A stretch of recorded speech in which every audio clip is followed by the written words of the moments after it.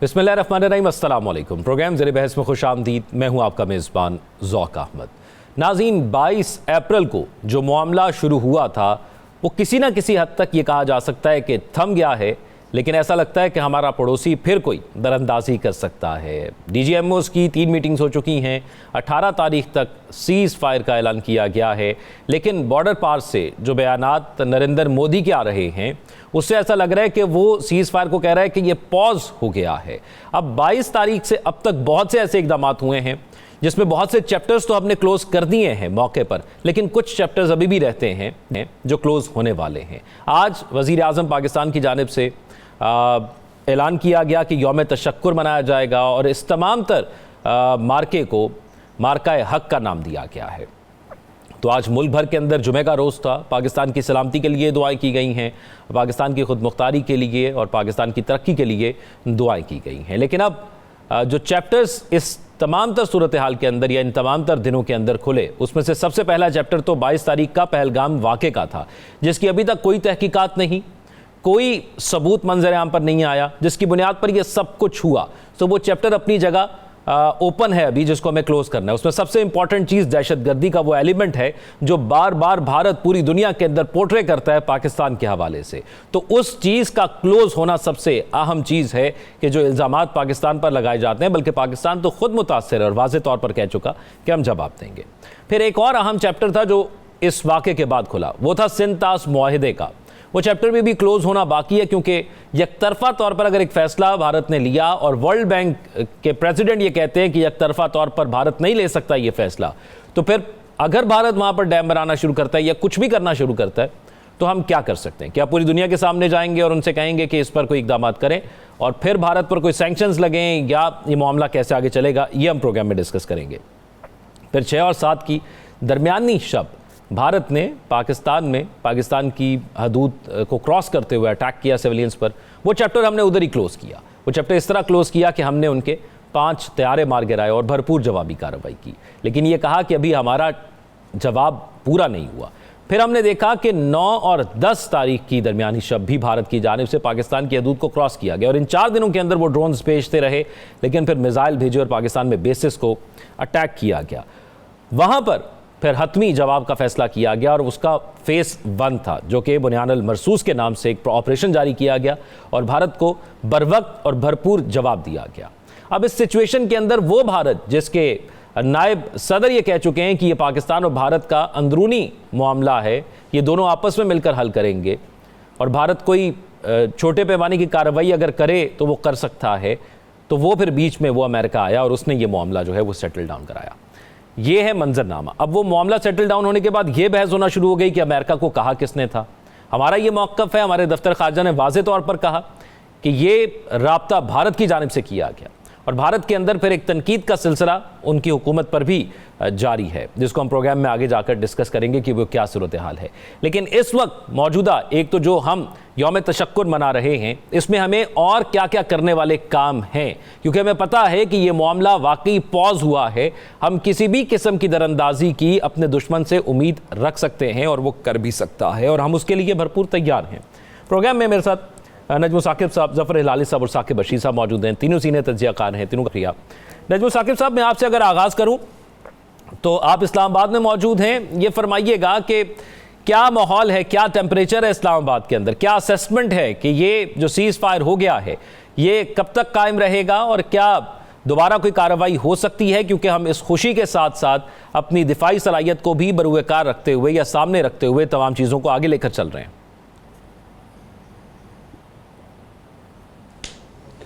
इस्लामाबाद का माहौल आपको याद होगा, हमने ट्रांसमिशंस की इसी दौरान, जंग के दौरान भी और जंग से पहले भी और उसके बाद भी, और हमने आपको लम्हा लम्हा आगाह किया, अपने नाजरीन को आगाह किया कि इधर सुकून है भाई, और ये अगर जंग के दौरान सुकून था तो इस वक्त तो आपकी फ़तह का ऐलान हो चुका, बेहद सुकून है।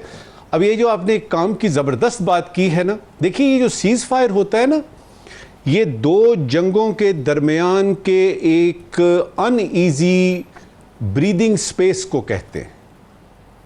सीज़ फायर का मतलब है कि फायर को रोक दें।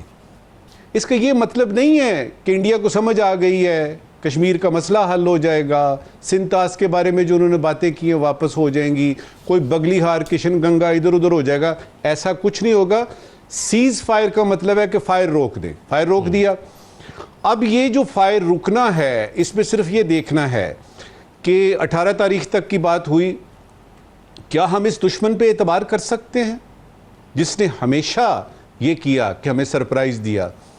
अब ये ऑपरेशन सिंदूर से इन्होंने सरप्राइज दिया पाकिस्तान को, लेकिन बुनियानुन मरसूस से पाकिस्तान ने सिर्फ हिंदुस्तान को ही नहीं पूरी दुनिया को सरप्राइज कर दिया, जिसमें कि पाकिस्तानी भी शामिल हैं। मैं खुद शामिल हूं, बकलम खुद उसमें शामिल हूं। मैं सरप्राइज हुआ कि क्या वाकई इतना यानी स्ट्रेटजाइज हमने कर लिया हुआ था, इतने ज़्यादा हम कॉन्फिडेंट क्यों थे।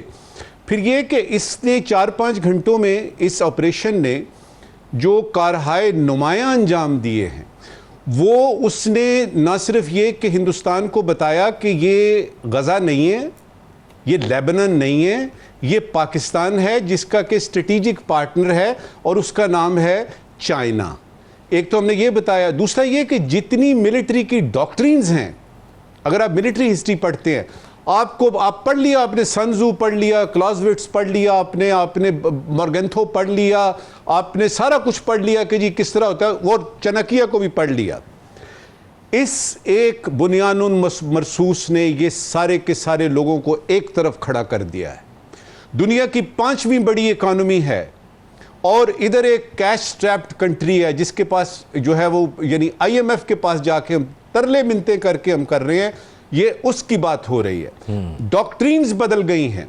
और जहां तक ये आपने बात की है ना कि क्या हमें अभी सुकून कर लेना चाहिए 18 तारीख तक, ये वो एक इंडिया वो था जो कि यानी ऑपरेशन सिंदूर से पहले का था, अब उसकी आंख पे आंख काली है, it has a black I now. अब इसको गुस्सा है, अब वो जो हालात उधर क्रिएट हुए हुए हैं अवाम का, ये वो हिसाब किताब और दुनिया के सामने जो बिस्ती हो गई है, अब उसने उसका बदला लेना है। लिहाजा मैं अपने वॉर गेमिंग रूम में बत्तियां बंद नहीं करूंगा, 24/7 तक बत्तियां जलेंगी, किसी वक्त भी वो कुछ कर सकता है। इस वक्त ये आखिरी बात बिस्मिल्लाहिर्रहमानिर्रहीम, इज़ा जा नस्रुल्लाहि वल फथ वराइतन नास यदखुलून फी दीनिल्लाहि अफ़वाजा फसब्बिह बिहम्दि रब्बिका वस्तगफिर इन्नहु काना तव्वाबा।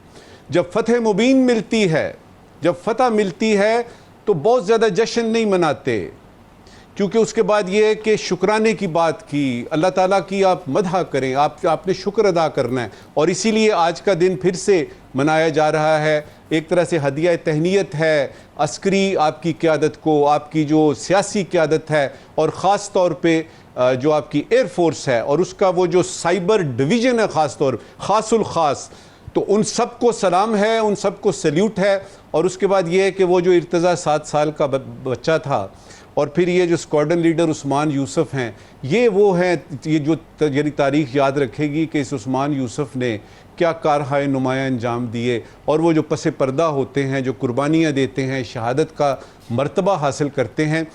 एक चीज़ वाज़े हो गई, हिंदुस्तान को पहली दफ़ा पता लगा कि ये जो इस सेंचुरी की 21वीं सदी की पहली लड़ाई जो 2 न्यूक्लियर पावर्स के दरमियान हुई, हिंदुस्तान को पता लगा कि उसने जो तज़वीराती गलती की है, उसने ये गलती नहीं है कि उसको अपने ऊपर मान था, उसने ये गलती की कि अपने दुश्मन को ठीक तरह से, उसकी स्ट्रेंथ को ठीक तरह से नहीं समझा। और ये चीज़ हमारे लिए, इस खित्ते के लिए, पूरे आलम के लिए बड़ा अच्छा है, क्योंकि अब वो जब कोई इस तरह की चीज़ हरकत करने लगेंगे तो उनको पता होगा कि बुनियानुन मरसूस क्या चीज़ है।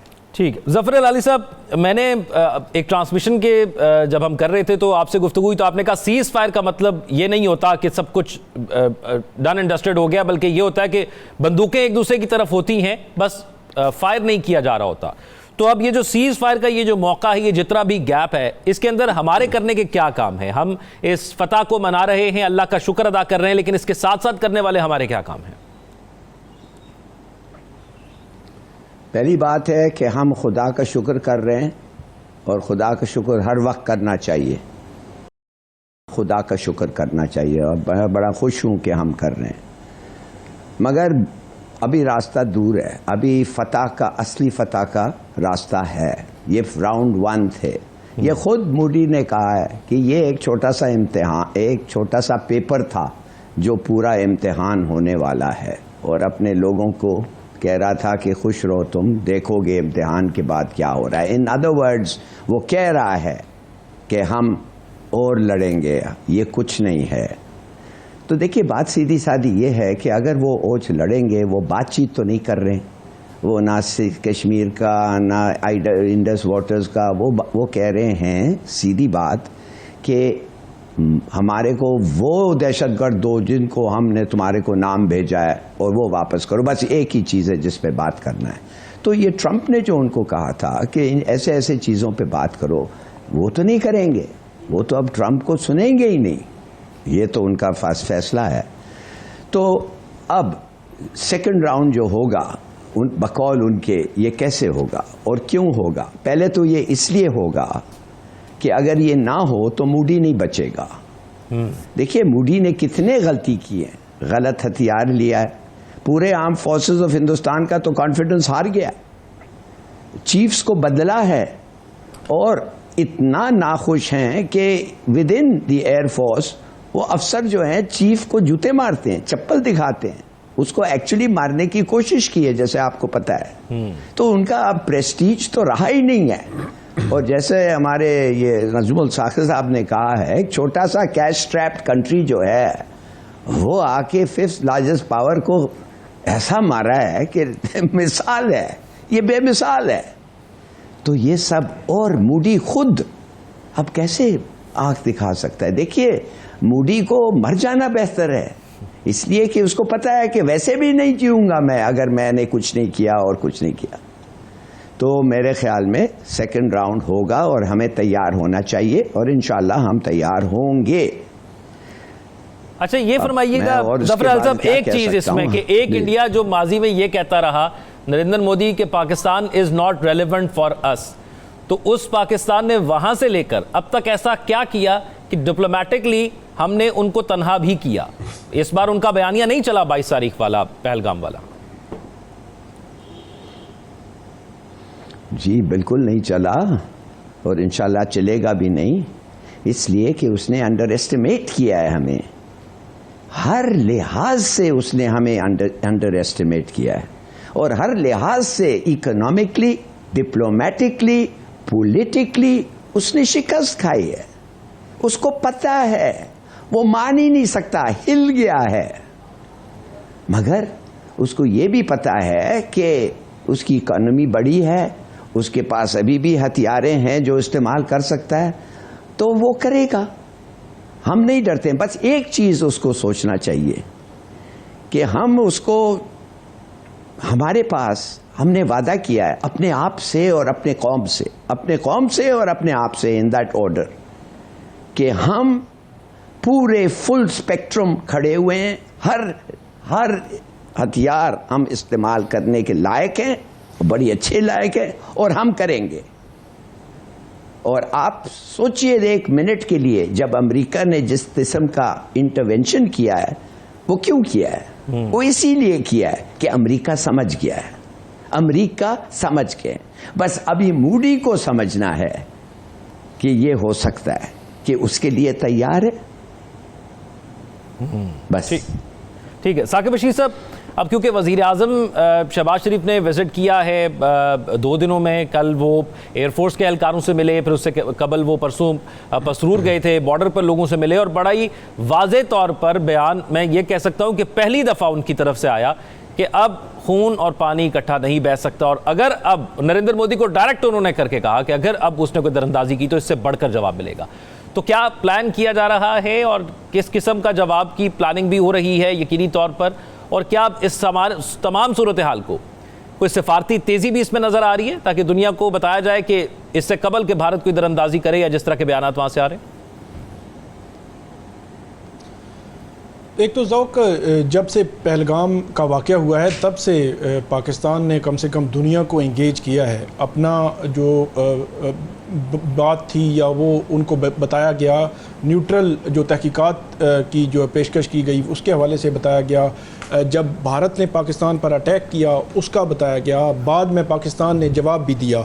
अभी जो सूरत हाल चल रही है, जो आपने इंट्रो में बताया कि वहाँ भारत की जानिब से एक तो जो उनके वज़ीर दिफा हैं उन्होंने कहा कि वो ऑपरेशन हमारा अभी जो है वो जारी है, और दूसरी जानिब जो वहाँ का मीडिया है वो ये कह रहा है कि ये पाज है, ये सीज़ फायर नहीं है। लेकिन तीसरी जानिब अगर आप देखें डोनाल्ड ट्रंप साहब को, तो वो अमेरिका से चले सऊदी अरब पहुँचे, कतर पहुँचे, यूएई पहुँचे, जहाँ बैठते हैं उठते हैं वो स्पीच के लिए, मीडिया इंटरेक्शन के लिए, तो वो ये बात ज़रूर करते हैं और वो कहते हैं कि ये हमने करवाया है, और दोनों को वो ट्रेड को लिंक करते हैं कि ट्रेड का क्या कर जो है वो हमने कहा कि आप जो है वो ये करें और सीज़ फायर करें, इसका कोई फ़ायदा नहीं है, आप ट्रेड की तरफ आएँ और बातचीत की तरफ आएँ। तो इसका मतलब ये है कि भारत 2-3 चीज़ें तो छुपा रहा है।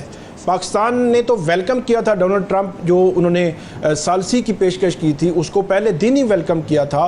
भारत की जानिब से ऑफिशियली अगर आप देखें तो ये जो अमेरिका की जो सालसी थी कहीं ना कहीं बातचीत में, या बाकी ममालिक भी इसमें शामिल थे, उसका कहीं आपको जिक्र जो है वो नज़र नहीं आता, नंबर 1।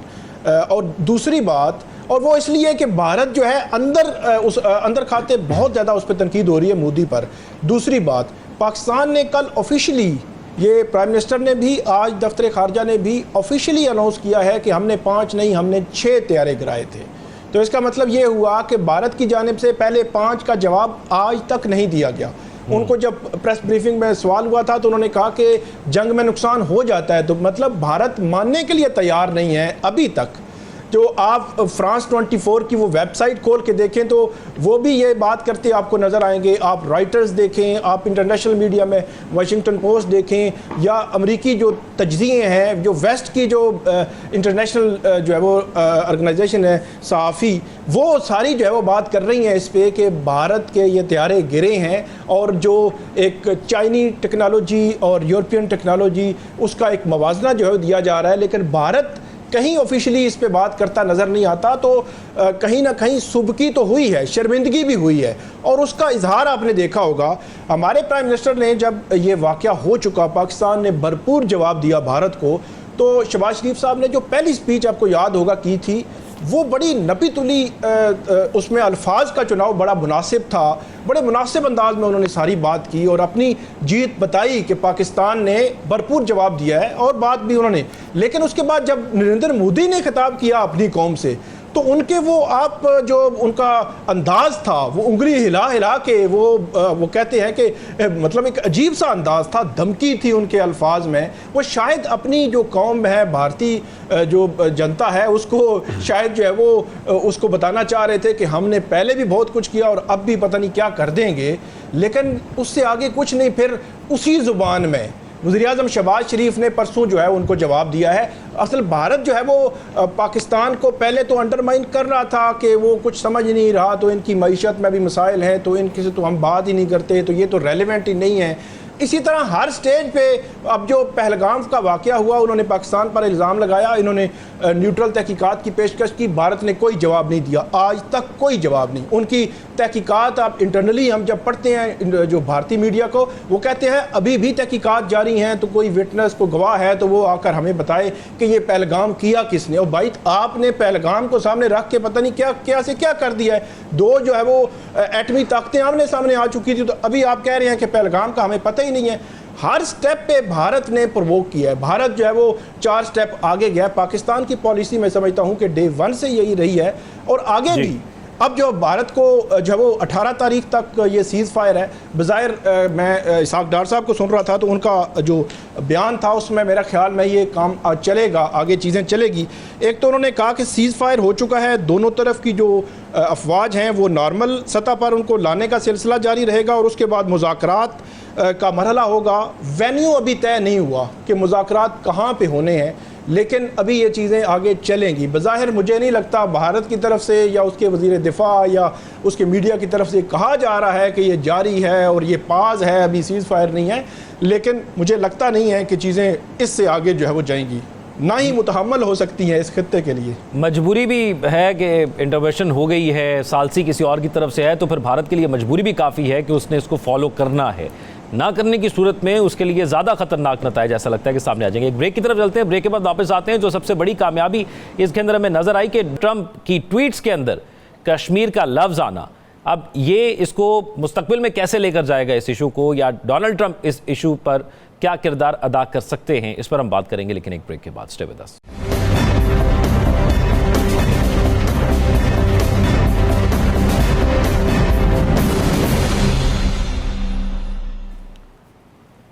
ब्रेक के बाद खुशामदीद नाज़रीन। सबसे अहम मामला इस तमाम सूरत हाल के अंदर वो कश्मीर का है, और जब ये सीज़ फायर की खबर सामने आई तो जो खबरें हमें ज़राए से आ रही हैं या जो कुछ वफाकी वज़रा इसको तस्दीक कर रहे हैं वो यही है कि पाकिस्तान ने कहा था कि सीज़ फायर उस वक्त सूरत में मुमकिन होगा जब कश्मीर का जिक्र बीच में आएगा, और कश्मीर का जिक्र आ गया।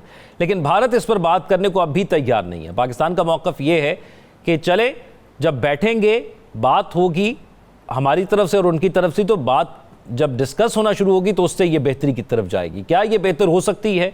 क्योंकि वो इसको अपना हिस्सा समझता है जो कि इंडियन ऑक्यूपाइड कश्मीर उनके पास मौजूद है। गैर कानूनी तौर पर उन्होंने अपने अमेंडमेंट की और उसको अपने साथ शामिल कर लिया। तो क्या इस तमाम सूरत हाल में कोई फ़र्क, कोई चीज़ डाल सकती है? क्योंकि इंडिया ये समझता था या पोर्ट्रे करता था कि यूएसए उसका बड़ा अहम पार्टनर है, और हालिया दिनों के अंदर हमने देखा कि जिस किस्म के दौरे दोनों साइड से होते रहे हैं, यहाँ से वज़ीर आज़म नरेंद्र मोदी डोनाल्ड ट्रंप को मिलने गए, उनके दौरे इस बार मुंतखब होने के बाद जो दूसरी दौरे सदारत थी, और उससे कबल जो बाइडन भी भारत का दौरा कर चुके हैं, लेकिन पाकिस्तान का दौरा नहीं किया, ना पाकिस्तान से किसी को इनवाइट किया गया था।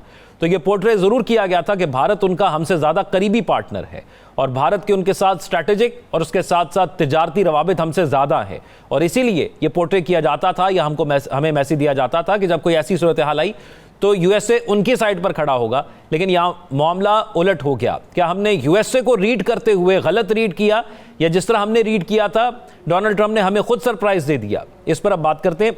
ज़फ़र अलाली साहब, क्या कश्मीर के मसले पर, और ख़ास तौर पर इंडियन ऑक्यूपाइड कश्मीर है और जो उनकी करारदाद यूएन के अंदर मौजूद है, क्या उस पर बात होगी, और क्या कोई डोनाल्ड ट्रंप इसमें किरदार अदा कर सकेंगे? डोनाल्ड ट्रंप पे तो चाहता है, मगर मूडी का इंडिया कभी नहीं बात करेगा।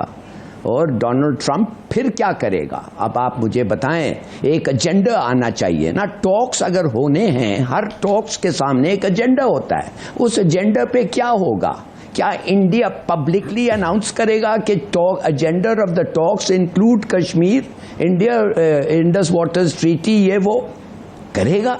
अगर वो करे तो ये हमारे लिए डिप्लोमेटिकली बड़ा अच्छा होगा, और इसके माने है कि अमेरिका की बात इंडिया मान रहा है। मगर मैं नहीं समझता मोदी ये कर सकता है। और जो जयशंकर ने कहा है अपने तकरीर में, एक ही मामला है जो पाकिस्तान के साथ जिस करना है, एक ही। और इसने ये कहा ट्रंप के तकरीर के बाद, इसने ये कहा सीज फायर के बाद, और वो है कि हमने उनको एक लिस्ट दिया है टेररिस्ट का, हम उनसे जानना चाहते हैं ये कब हमें वापस इन लोगों को हमें देंगे। तो मैं आपके जो क्वेश्चन है इट्स इरेलेवेंट अगर उनकी बात माने। चलिए हम कहते हैं फिर भी कश्मीर का मसला इस पे अगर होगा तो क्या चीज़ है जो अमेरिका कर सकता है इंडिया को कि उसको मजबूर करे कि वो चीज़ें जो उन्होंने मेंशन किया है ये लिस्ट पे, उस पे बात करें। क्या वो ट्रेड बॉयकॉट? हाँ, देखिए ये बहुत बड़ा चीज़ है। मैं समझता हूँ कि अगर ये ट्रेड बॉयकॉट हिंदुस्तान का अमेरिका करे, ट्रेड बॉयकॉट का मतलब ये भी है कि इन्वेस्टमेंट ना आए, तो ये मूडी का इकोनॉमिक एजेंडा को तबाह कर देगा।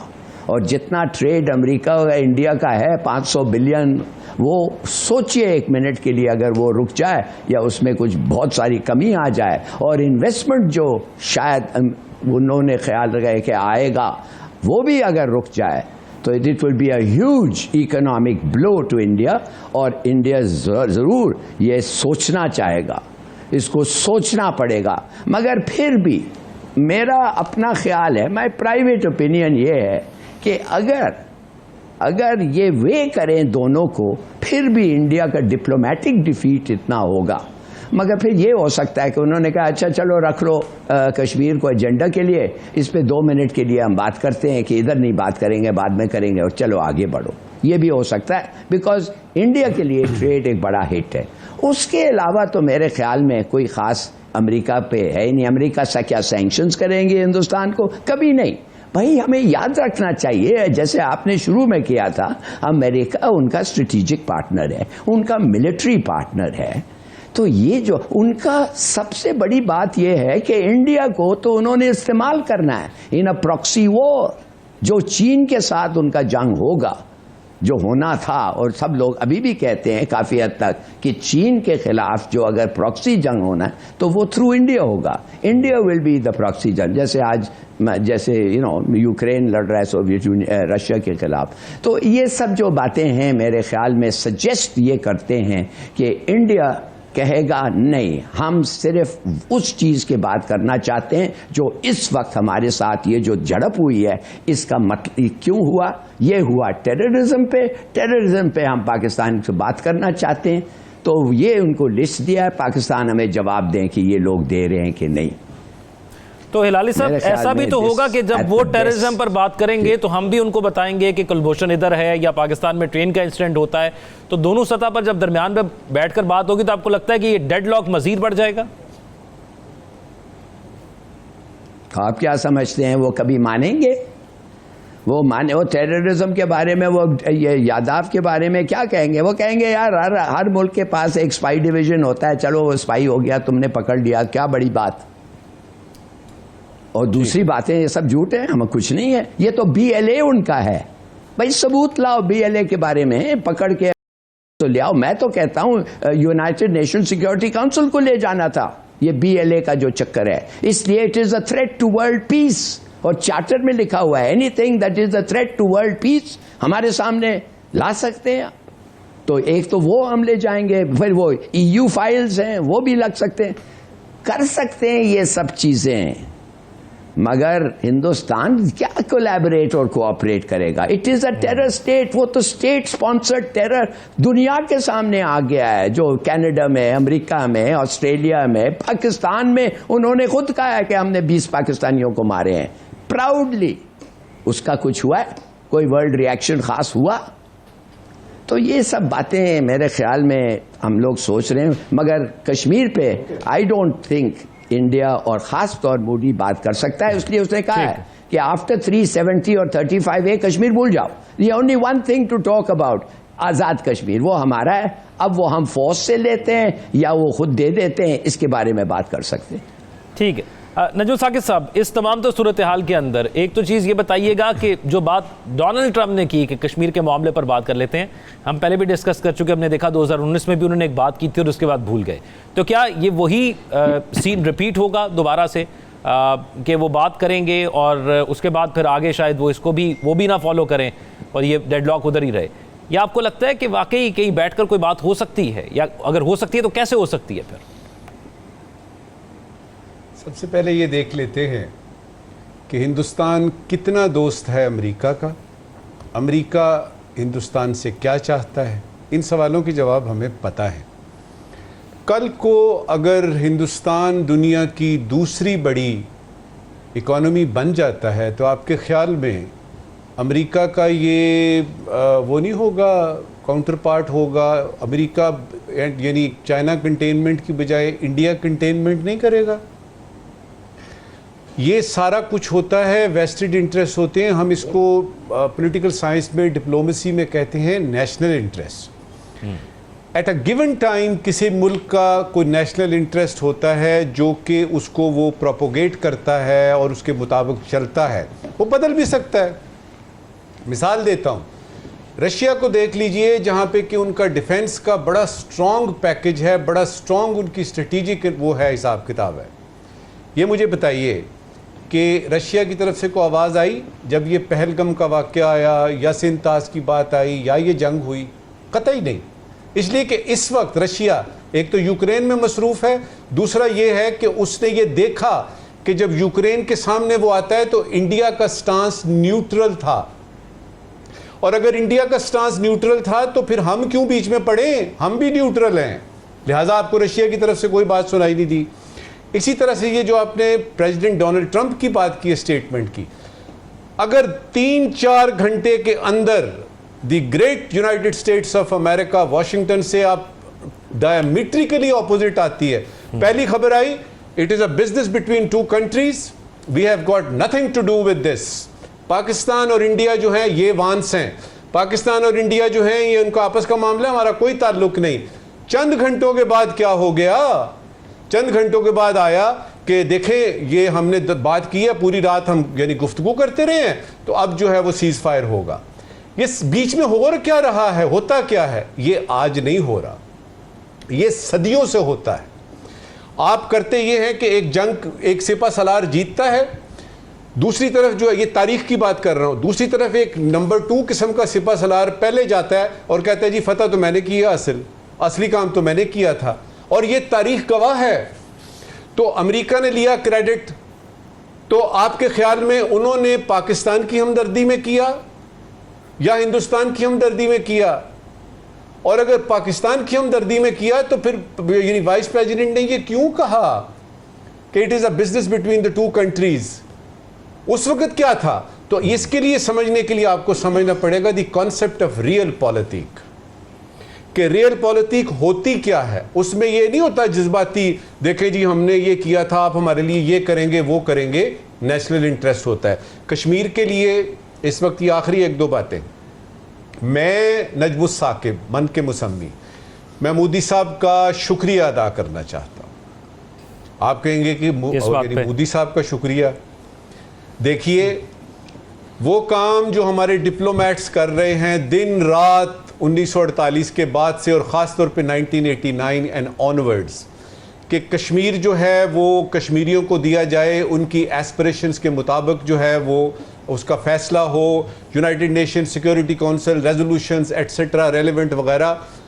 और उससे ये था कि हमने कश्मीर के मसले को उजागर रखा, हमने उसको अलाइव रखा, even after what ever happened in August 2019, कि 5 अगस्त 2019 के बाद भी, ये 370-35 के बाद भी पाकिस्तानी डिप्लोमेट्स ने और स्टेक होल्डर्स ने इसको जिंदा रखा।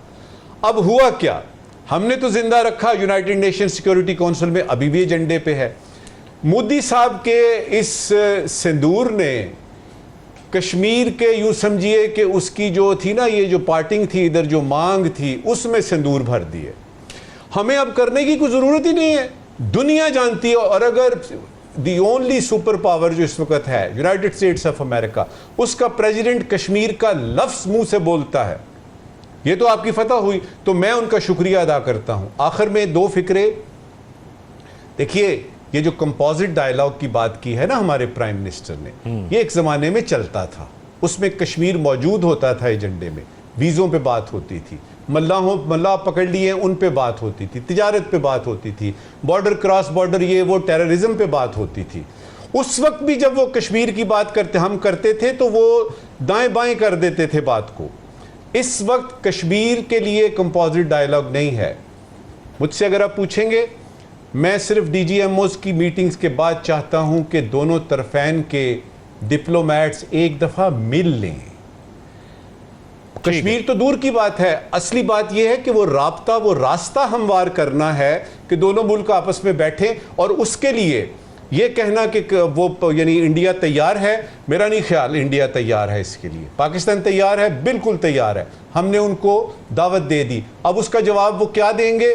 बिल्कुल कोई जवाब नहीं देंगे। और हमेशा से ऐसा होता रहा, जब भी हमने कोई बात की उन्होंने जवाब ही नहीं दिया।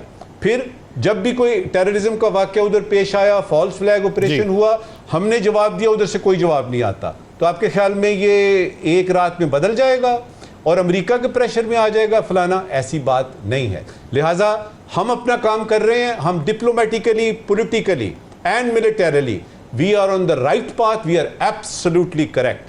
कल को हमें अगर दुनिया को जवाब देना पड़े तो हम सीना तान के, छाती दिखा के बात कर सकते हैं। बिल्कुल ऐसी है। लेकिन साकिब बशीर साहब, आपको क्या लगता है कि व्हाइट हाउस का मूड कैसे तब्दील हुआ? जो जिक्र अभी जो है वो हिलाल साहब ने भी किया और नजमुस साकिब साहब ने भी किया कि उनके बयानात तो कुछ और थे, लेकिन बाद में फिर वो दरमियान में सालसी के लिए आ गए। तो ये मूड कैसे तब्दील हुआ कश्मीर पर वाइट हाउस का, और फिर ये मूड क्या ऐसा ही रहेगा या दोबारा वापस तब्दील हो जाएगा? कश्मीर तो मसला कश्मीर जो है वो यकीनी तौर पर वो पाकिस्तान हमेशा उसको उठाता रहा है। जब बात हुई होगी तो पाकिस्तान की जानिब से इस पॉइंट को उठाया गया होगा, लेकिन जो आप वाइट हाउस के मूड की तब्दीली की बात कर रहे हैं तो वो समझने के लिए वो आपने सुना होगा एक अलार्मिंग इंटेलिजेंस की जो वो वर्ड इस्तेमाल हुआ था। CNN ने भी और मुख्तलिफ जो इंटरनेशनल इदारे हैं कि जो अमेरिका को कोई इंटेलिजेंस मौसूल हुई थी, और वो यकीनी तौर पर इंटेलिजेंस वही थी कि दो जो जब वो एटमी ताकतें जब आपस में लड़ रही हैं और वो चीज़ें स्टेप बाय स्टेप आगे बढ़ती जा रही हैं, तो इस के तनाजुर में ही कोई जो है वो हुई होगी वो इंटेलिजेंस, जिसका इज़हार डोनाल्ड ट्रंप करते हैं। जब भी वो बात करते हैं तो वो उसका लिंक कहीं ना कहीं उसको जोड़ते हैं कि ये चीज़ें आगे बढ़ती तो उसका जो है वो नुकसान भी हो सकता था। तो वो है मामला। बाकी जो मसला कश्मीर है उसके लिए बिल्कुल जो है वो भारत ने पूरा अपना किरदार अदा किया है कि वो पाकिस्तान 2019 के बाद से लेकर इस हवाले से कोई बात नहीं हो रही थी, भारत कोई बात नहीं कर रहा था, दुनिया पे उस तरह बात नहीं हो रही थी। लेकिन अब जाकर मसला कश्मीर दुनिया के सामने उजागर हुआ है। दुनिया समझती है कि दो एटमी ताकतों के माबैन एक इतना बड़ा इशू है, इसको रिजॉल्व होना चाहिए। अब देखना यह है कि भारत क्या मुज़ाकरात की टेबल पर आएगा या नहीं आएगा। भारतीय साइड से वो सारा आप देखें, वहाँ का जो नैरेटिव है या वहाँ के जयशंकर हैं उनसे अगर कोई सवाल होता है, या जो भारतीय जो मोदी हैं उनकी कैबिनेट के जो वज़रा हैं उनसे सवाल होता है, या भारत में जो नैरेटिव बिल्ड कर रहा है। जब ये डोनाल्ड ट्रंप ने 2 दफ़ा ये बात की है और उन्होंने कहा कि 1000 साल पुराना जो है वो जो एक मामला है जो इनके दरमियान, अगरचे वो उनके पास शायद इन्फॉर्मेशन यही पहुंच रही होगी या उनको मालूम नहीं है कि ये 1000 साल है या कितना अरसा ये पुराना जो है वो इशू है मसला कश्मीर। तो इस मामले पे जब जब बात होती है तो उस तरफ का जो रिएक्शन मैंने देखा है, मैंने उसको सारा वाच किया है, तो वो कहते हैं कि ये तो मतलब मोदी सरकार की सबसे बड़ी सफारती नाकामी है कि दुनिया के सामने मसला कश्मीर जो है वो आ गया, जिस पे कभी दुनिया बात ही नहीं करती थी, अब जो है वो बात हो रही है। फिर पहलगाम पे आप देखें कि जो मोदी सरकार है, भारतीय हुकूमत है, उसने 100 जतन किए कि वो पाकिस्तान के खिलाफ दुनिया बात करे, दहशतगर्दी के हवाले से बात की जाए। दहशतगर्दी जो वहाँ पे हुई उसको तो सब ने कंडेम किया, लेकिन जो भारत चाह रहा था, जो मोदी चाह रहा था, वो बयानिया उनको दुनिया से नहीं मिला। इंटरनेशनल मीडिया ने मोदी को एक्सपोज किया। अब क्या ये आगे बढ़ सकेगा मामला, और क्या मसला कश्मीर पर कोई ब्रेक थ्रू हो सकता है? मेरा ख्याल है ये अभी बहुत कबल अज़ वक्त है। अभी तो बिल्कुल फर्स्ट स्टेप है कि सीज़ फायर, और सीज़ फायर के बाद अभी सिंध तास मुआहिदा डायरेक्ट पाकिस्तान और भारत के दरमियान ये मामला है, और बड़ा क्लियर किया है जो है वो वज़ीर-ए-आज़म शहबाज शरीफ ने भी, पाकिस्तान ने भी सिंध तास मुआहिदे पे भारत को जो उसने उसको मुअत्तल किया उससे पीछे हटने पड़ेगा। वर्ल्ड बैंक का वो बयान आपने भी, जो सदर है वर्ल्ड बैंक के, उसका बयान आपने भी उसको दोहराया है कि उन्होंने भी कहा है कि वो मुअत्तल कर ही नहीं सकता। बिल्कुल ऐसे ही है, लेकिन क्या दुनिया के नज़रिए में कोई तब्दीली आई? क्योंकि हम ये बात बार बार करते हैं, और बार बार इसलिए भी करते हैं कि इसको ज़रा संजीदा नौइयत पर देखा जाए कि मल्टीपल लैंग्वेजेस के अंदर ब्रॉडकास्ट या लोगों तक पहुंचाना। लेकिन ये जो हालिया दिनों के अंदर हुआ, पूरे इंटरनेशनल मीडिया ने इसको कवर किया। वो मीडिया जो दुनिया के अंदर मकबूल है और ऑथेंटिक समझा जाता है, उसने पाकिस्तान की साइड ली, पाकिस्तान के फैक्ट्स को माना, इंडिया के फैक्ट्स को झुटलाया। तो क्या पूरी दुनिया के अंदर पाकिस्तान के इमेज के अंदर भी इससे फ़र्क आया होगा? इस पर भी हम बात करेंगे। और फिर इंडिया के अंदर खुद उनका मीडिया जो है वो किस तरह मोदी के अगेंस्ट हुआ हुआ है या किस तरह प्रेशर बना रहा है उस पर, इस पर भी बात करेंगे, लेकिन एक ब्रेक के बाद। Stay with us.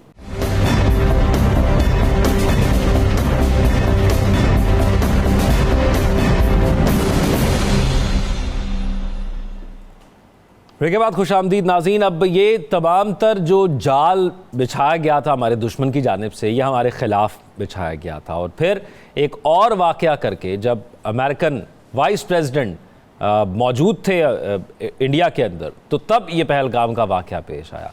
हमने बड़ी समझदारी के साथ कहा कि इस पर बात करते हैं, लेकिन या कोई गैर जानिबदाराना किस्म की तहकीकात कर लेते हैं, लेकिन नहीं माना वो। और उसका नतीजा ये हुआ कि पूरी दुनिया के अंदर एक जग हसाई ख़ुद इंडिया को बर्दाश्त करना पड़ी। और वो दावे जो वो करता था, जिसका जिक्र अभी प्रोग्राम के पहले 2 सेगमेंट्स के अंदर किया गया, कि इकनॉमिकली बेहतर, उनके पास फोर्स ज़्यादा, असलहा ज़्यादा, जदीद हथियार, वो सब ठुस हो गए और उसका एक ऐसा इमेज आ गया कि वो बहुत वनरेबल है, बहुत कमज़ोर है भारत, उसको आराम से जवाब भी दिया जा सकता है और अगर वेल प्लान जवाब हो तो फिर उसको खामोश भी कराया जा सकता है। नजमुल साकिब साहब, आपको क्या लगता है कि ये जो सारा जाल, इससे कबल 2019 का जब वाक़या हुआ तो इस किस्म का हमें मंजरनामा नहीं मिला था, वाक़या थोड़ा इससे मिलता जुलता ही था, तो आपको लगता है कि इस दफ़ा जो स्क्रिप्ट को रिपीट किया वो उसके अंदर खुद ही फंस गया? देखिए, इलेक्शन, जनरल इलेक्शन होते हैं और एक दो दफ़ा के बने हुए प्राइम मिनिस्टर जो हैं वो तीसरी दफ़ा बनते हैं, लेकिन उनको मज़ा नहीं आता, उनको एक बीमारी लाहक हो जाती है और वो भी दिल की, कि यार ये मैंने तो 400 सीटें जीतनी थी, ये तो मज़ा नहीं आया, ये तो कोलिशन वगैरह लोगों को करना पड़ेगा। फिर उनको ख्याल आया कि अब तीसरा टेन्योर शुरू हुआ है तो अभी तक दुनिया को पता नहीं चला कि मैं कोई बड़ा अजीमुशान लीडर हूँ। फिर उनको ख्याल आया कि चाइना जो है वो क्या है हमारे मुकाबले में, पाकिस्तान तो दूर की बात है, तो उनको चाइना पे तो बस चलता नहीं है। फिर बिहार में इलेक्शन भी आ जाते हैं तो फिर वो यानी सिंदूर वगैरह लगाने में लग जाते हैं, तो उल्टी हो गई सब तदबीरें, कुछ न दवा ने काम किया। उल्टी हो गई सब तदबीरें, कुछ न दवा ने काम किया, देखा इस बीमारी ये दिल ने आखिर काम तमाम किया। फिर ये होता है कि वो जो बीमारी लगती है वो काम ही तमाम कर देती है। एक तो इंडिया का जो इमेज था, shining India, rising India, technologically very strong and sound India, India India India, एकदम से भाप की तरह से ऐसे करके, अच्छा पूरी दुनिया में इमेज। उसके बाद ये कि अगर चाइना से मार पड़ती थी आपको, फर्ज करें 1962 में, या आपका गलवान वैली में आपको फेंटी पड़ी, तो वो सेंस बनती है, चाइना आपसे बेहतर है इधर से। तो उल्टी हो गई ये सारी तदबीरें। अब हुआ ये है कि उससे इस्तीफा मांगा जा रहा है, इस्तीफा दे अवाम को हमने देखा निकलते हुए। उनको असल में दो गुस्से हैं, एक तो उनको ये गुस्सा है कि हमें इतना यानी उसमें पर्दे में रखा क्यों गया कि आप तो पाकिस्तान का मुकाबला नहीं कर सकते। दूसरा उनको गुस्सा ये है कि अगर आपको पता था कि आपके साथ ये होने वाला है तो प्राइम मिनिस्टर साहब आपने ये यानी इस तरह का पंगा लिया क्यों।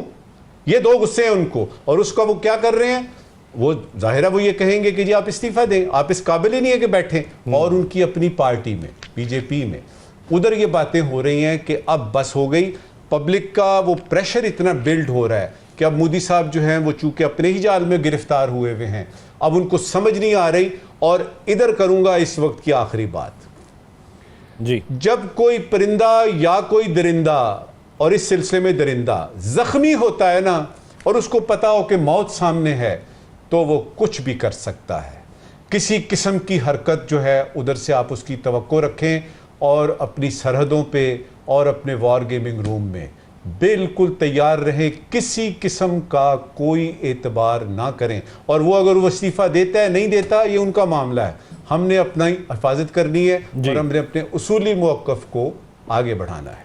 ज़फ़र इलाही साहब, आप कैसे देखते हैं तमाम तर सिचुएशन को जिसको पूरी दुनिया भी ऑब्ज़र्व कर रही है, और मॉडर्न वॉरफेयर में सबसे बड़ी और सबसे जदीद किस्म की जंग देखा जा रहा है जिसको पढ़ाया जाएगा स्ट्रैटेजिक तौर पर भी, कि पाकिस्तान का इमेज क्या उसमें बेहतरी आई है और जो इंडिया प्रोपेगेंडा करता था उसको एक ज़रब लगी है? देखिए एक बात, ये कैसे, ये जो सवाल है आपका, इट अस्यूम्स कि हम और इंडिया के ये कंपैरिजन हो रहा है। सबसे बड़ा जो सबक हासिल हुआ है वो ये है कि वेस्टर्न और चाइनीज टेक्नोलॉजी में जो हर वक्त हर दफे हम सोचते थे कि वेस्ट प्रिवेल करेगा, नॉट सो। चाइना का टेक्नोलॉजी, हमने उनके टेक्नोलॉजी को इतने कॉम्पिटेंटली समझा, इतने क्लेवरली इस्तेमाल किया, with such great both imagination and competence, कि हमने वेस्टर्न टेक्नोलॉजी को इतने हद तक ऐसा किया कि चीनी खुद कहते हैं हम खुद नहीं कर सकते थे हमारे टेक्नोलॉजी से बेहतर जो जितना पाकिस्तान ने किया है। और बल्कि इंडियन का एक जनरल बैठा हुआ टीवी पे कह रहा था कि हम लोग जब फौज में थे हम हर वक्त सोचते थे कि चाइनीज टेक्नोलॉजी को हम बेहतर है कि चाइनीज के साथ लड़ें, हमारे ज्यादा उधर उम्मीद है निस्बतन पाकिस्तानी जो बहुत अच्छा उसको अडेप्ट करके फिर लड़ते हैं। तो मेरे ख्याल में हमारे कॉम्पिटेंस को और हमारे सिलेक्शन प्रोसेस को फर्स्ट क्लास हमने इस तरीके से उसको किया है। तो बिल्कुल ऐसे ही है, ये टेक्नोलॉजी एंड कॉम्पिटेंस एंड ये वो बिल्कुल यही है। और एक प्लानिंग भी थी कि जो पाकिस्तान के खिलाफ अगर कोई प्लान करके आएगा तो टेक्नोलॉजी भी मैटर करती है और साथ फिर हमारा अज़म और हौसला भी मैटर करता है। साकिब रशीद साहब, अब इंडियन मीडिया को हमने देखा कैसे कैसे उनके मूड स्विंग हुए, तो अब उनका मूड क्या चल रहा है? उनकी तो बहुत सी ख्वाहिशात थी जो घर जाकर उनको वापस कर दी थी, तो इस वक्त मूड स्विंग क्या उनका? एक तो वो आपने भी शुरू में ही बता दिया था कि मैंने पास है, सीज फायर नहीं है, सीज फायर नहीं है बल्कि पास है। एक तो ये है, दूसरा एक और मुहिम उन्होंने शुरू की है। वो आज़रबाईजान की आपने वीडियो देखी होगी, उन्होंने बड़ा जश्न मनाया पाकिस्तान की जीत पे। तो आज़रबाईजान के हवाले से बाकायदा तौर पर उन्होंने कैंपेन मुहिम चलाई हुई है कि वहाँ कोई जो है वो बंदा ना जाए। फिर टर्की के हवाले से ख़ास तौर पर टर्की में टूरिस्ट जाते हैं इस्तांबुल में सारा, उसके हवाले से जो है मुहिम चलाई हुई है। बल्कि भारत ने तो इस हद तक किया है कि टर्की की कंपनी थी वहाँ के जो हवाई अड्डे वहाँ पे उसका कुछ ठेका था वो जो है मनसूख कर दिया है। तो इस लेवल पर जो है वो पहुंच चुके हैं। मोदी सरकार से सवाल हो रहे हैं, कोई जवाब नहीं आ रहा। वो जो ट्रंप वाली बात हम बार बार कर रहे हैं ना कि सदर ट्रंप कहते हैं हमने बुलाया, मैंने कहा ट्रेड करें, अगर पीछे नहीं करेंगे तो ट्रेड ख़त्म कर देंगे, और इस तरह की जो बातें बार बार ट्रंप करते हैं। और जो मसला कश्मीर की भी बात की है, तो मोदी सरकार के वहाँ की अपोजिशन, वहाँ की जो सिविल सोसाइटी है या मीडिया है, ये सवाल पूछता है, इस सवाल का जवाब अभी तक नहीं उन्होंने दिया। वो ये तो कहते हैं कि हमारी पोजीशन है कि हम हमारे पाकिस्तान और भारत के दरमियान ये मसला है, तीसरा कोई नहीं है इसमें। लेकिन ट्रंप के उन सवालात जो छुपे हुए हैं उनके बयानात में, उनका कोई जवाब नहीं आ रहा। मोदी सख्त प्रेशर में हैं और इस हवाले से बयानबाजी भी बार बार जो है वो उनकी जानिब से इसीलिए आ रही है। और मीडिया बहरहाल सुकून में है। जिस मीडिया ने वो हमारी कराची जो पोर्ट थी उसको भी अटैक करवाया था, पता नहीं रावलपिंडी को भी, लाहौर में भी कोई उन्होंने पोर्ट निकाल दी थी लाहौर पोर्ट को भी अटैक करवा दिया था। तो ये सारा कुछ करवा के अब जो ग्राउंड पे तो कुछ नजर नहीं आता। इंटरनेशनल मीडिया ने एक्सपोज कर दिया है वहाँ के लोकल मीडिया को। तो लोकल मीडिया के हवाले से जो परसेप्शन वहाँ के कुछ लोग जो है वो खुद दे रहे हैं कि उसको वो बेअसर हो चुका है और उसने अपनी साख मुकम्मल तौर पर खो दी है। अब कौन उस पर जो है वो यकीन करेगा।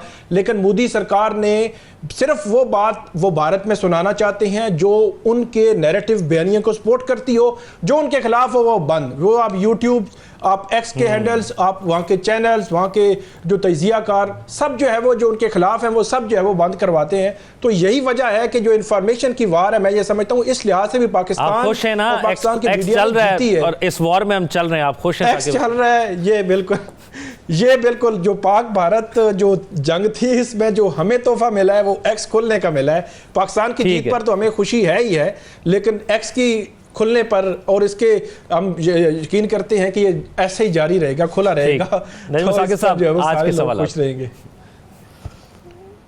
शुक्रिया ज़ौक। एक ज़रूरी सवाल है और एक गैर ज़रूरी सवाल है। पहले ज़रूरी सवाल, दो हमलों के दरमियानी अरसे को सीज़ फायर कहते हैं।